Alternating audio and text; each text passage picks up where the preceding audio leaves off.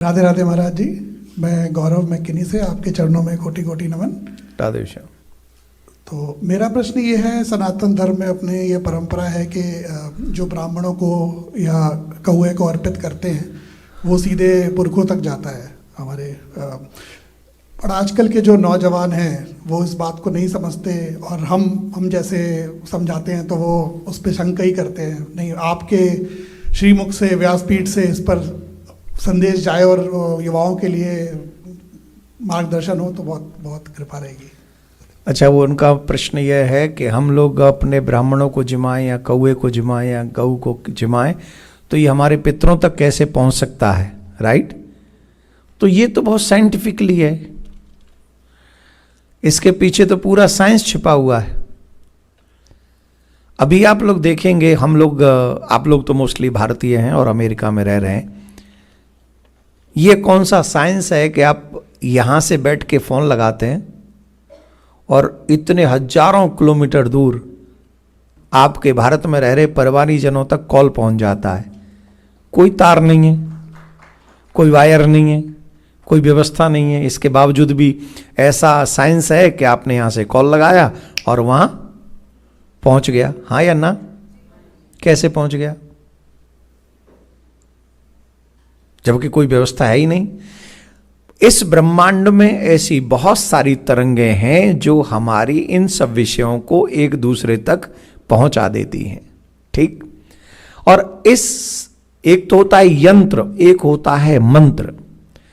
तो एक बात याद रखिए, यंत्र अपना कार्य यहां कर रहा है, लेकिन पुरातन वैदिक कार्यों में यंत्र से ज्यादा महत्वपूर्ण होता है मंत्र।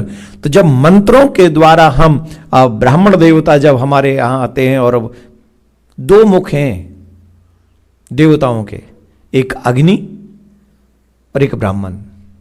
ये हम नहीं कह रहे, ये वेद कह रहे हैं। इसीलिए यज्ञ होता है हमारे यहां। यज्ञ के माध्यम से हम आहुति देकर देवताओं का और पितरों का ऋण चुकाते हैं। देवताओं का ऋण मोस्टली यज्ञ से होता है और पितृ ऋण हमेशा इस श्राद्ध से पूर्ण होता है। तो वैदिक क्रिया में, वैदिक साइंस ये कहता है कि ब्राह्मण का मुख भी देवताओं का मुख है और अग्नि भी देवताओं का मुख है। तो जब अग्नि में हम कोई आहुति देते हैं, और ये श्राद्ध का एक नियम भी समझ लीजिए, ब्राह्मण को जिमाने से पहले अग्नि को 3 बार ग्रास देना है और उसके बाद ब्राह्मण जिमेंगे। तो दोनों ही मुख के द्वारा हमारे पितरों तक पहुंच जाता है। जैसे बिना तार के हमारी कॉल एक दूसरे से कनेक्ट हो जाती है, वैसे ही मंत्रों के माध्यम से, श्रद्धा के माध्यम से, संकल्प के माध्यम से हमारा दिया हुआ भोजन हमारे पितरों तक पहुंच जाता है। इसमें किसी को डाउट नहीं करना चाहिए। यह हमारे भगवान का सिद्धांत है।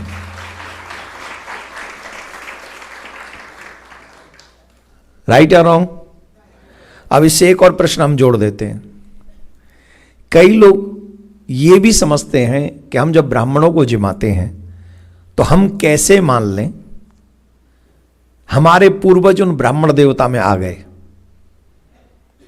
होता है ना, और मोस्टली हमारे जो पढ़े लिखे बच्चे हैं वो थोड़ा डाउट करते हैं कि नहीं नहीं हम कैसे मान लें। तो देखो, हम लोग 2 ही चीजों पे मानते हैं, या तो हम देख लें या हम कहीं पढ़ लें। आप लोग जितना भी जानते हो कंप्यूटर के विषय में पढ़ के जाने हो ना, अब उसका अनुभव कर रहे हो। तो या तो हम देख लें ऐसा हो रहा है, या हम पढ़ लें। हिस्ट्री हम देख नहीं सकते, हिस्ट्री को हम पढ़ते हैं और कहते हैं कि ये हुआ होगा, हम मान लेते हैं। तो इसी प्रश्न से जुड़ी हुई एक हिस्ट्री है। वो हिस्ट्री क्या है जानते हो? वो हिस्ट्री यह है कि भगवान श्री राम जिस समय, ये पद्म पुराण में प्रसंग आता है, जिस समय भगवान श्री राम वन की यात्रा कर रहे थे, 14 वर्ष के वन में थे, तो उस समय पुष्कर राज में गए। और पुष्कर राज में पहुंचकर उनके मन का भाव हुआ कि मुझे यहां अपने पितरों का श्राद्ध करना चाहिए। तो भगवान श्री राम और सीता मैया साथ में थे, तो पुष्कर राज में वो श्राद्ध करने लगे। और जब श्राद्ध करने लगे तो उन्होंने ब्राह्मण विद्वानों को बुलाया हुआ था। विद्वान ब्राह्मण बैठे हुए थे, और जिस समय ब्राह्मण देवता प्रसाद पा रहे वह बैठे थे, पत्तल रखी गई तो सीता मां परोस रही थी। तो जैसे ही परोस रही थी, उन ब्राह्मणों को देखकर एकदम डर गईं और जो झाड़ियां थी उनमें जाके छिप गईं। भगवान श्री राम ने इसका कारण पूछा कि क्या कारण है, आपने ऐसा क्यों किया? तो वो उनके नेत्र सजल हो गए और सीता मां कहने लगी, जब मैं ब्राह्मण देवताओं को ये श्राद्ध का वस्तु परोस रही थी, तब उनमें मुझे आपके पिताजी का दर्शन हुआ। और अकेले नहीं थे, 2 और आपके पितृगण और उसमें पूर्वज आपके 2 साथ में थे। सुनिए ध्यान से, 2। और श्राद्ध हमेशा 3 का किया जाता है, पिता, दादा और परदादा, उन्हीं में फिर सब आ जाते हैं। तो इसका मतलब है महाराज दशरथ उन ब्राह्मणों में उनको दर्शन दे रहे थे, और दोनों ऊपर महाराज आज और उनके पिताजी भी वहां उनमें दर्शन दे रहे थे। राम जी के पिताजी, दादाजी और परदादाजी, तीनों का दर्शन सीता मां को पद्म पुराण के अनुसार ब्राह्मण जो श्राद्ध जीवने आए थे उनमें उनका दर्शन हो रहा था। सीता मां कहती हैं कि आपके तीनों पूर्वज यहां विराजमान हैं, मैं भला उन्हें ये कंद मूल फल कैसे खिला सकती हूं? मुझे संकोच हुआ और इसलिए मैं आके छिप गई। जो मनुष्य क्रोध के साथ श्राद्ध करते हैं, जैसे कई बार घर में ब्राह्मण देवता बैठे हैं, भोजन बन रहा है और हम लोगों को अकारण किसी परिवारिक जन पे क्रोध आ रहा है, तो वो क्रोध से बना हुआ भोजन अथवा कराया गया श्राद्ध बिल्कुल भी शुभ नहीं माना गया, अशुभ माना गया है।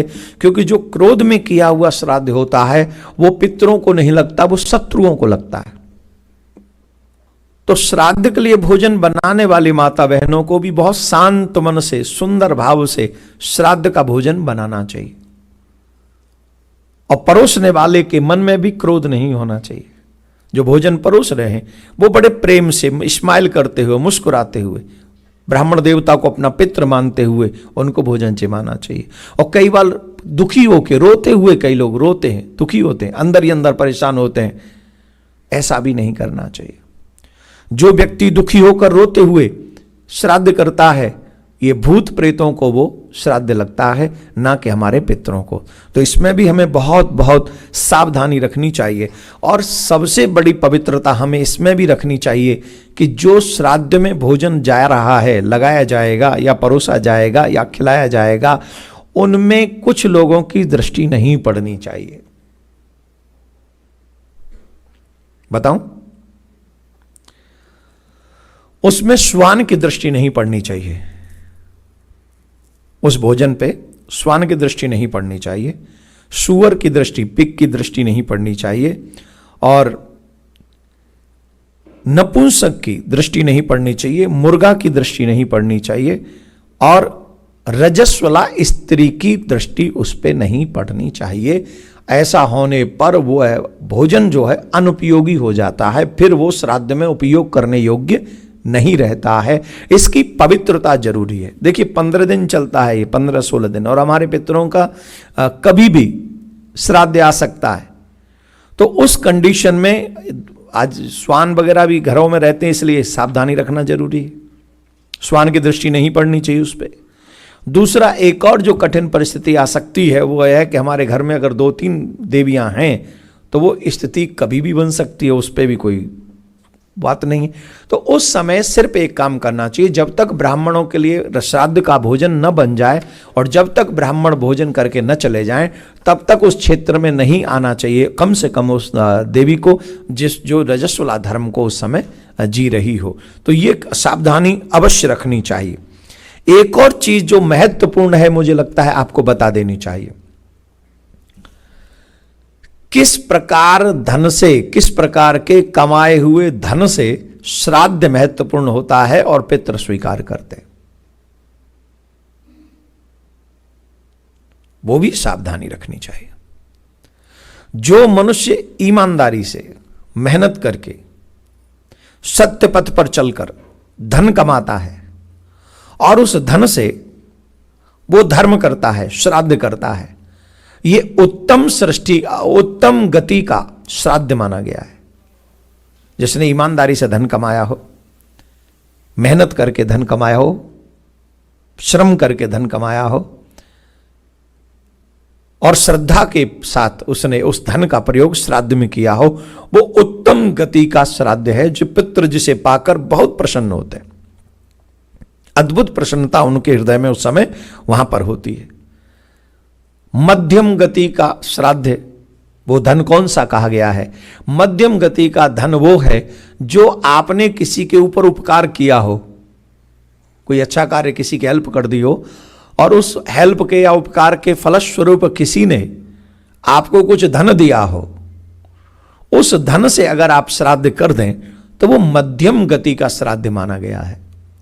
लेकिन निम्न स्तर का श्राद्ध जिसे माना गया है, जो व्यक्ति छल करके, कपट करके, चोरी करके, किसी को कष्ट देकर जो मनुष्य धन कमाता है और उस धन से जो मनुष्य श्राद्ध करता है, उससे पितृ कभी प्रसन्न नहीं होते, रुष्ट होते हैं।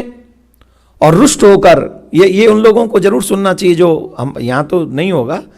कई लोग रिश्वत ले लेके भी धर्म का काम करते हैं।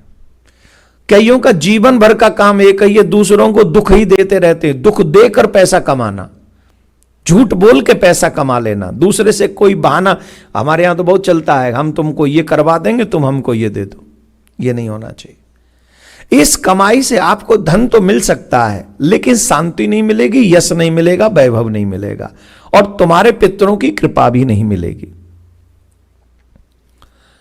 ऐसे धन से किए हुए श्राद्ध से पितृ प्रसन्न नहीं होते, अपितु रुष्ट होकर शाप देकर चले जाते हैं।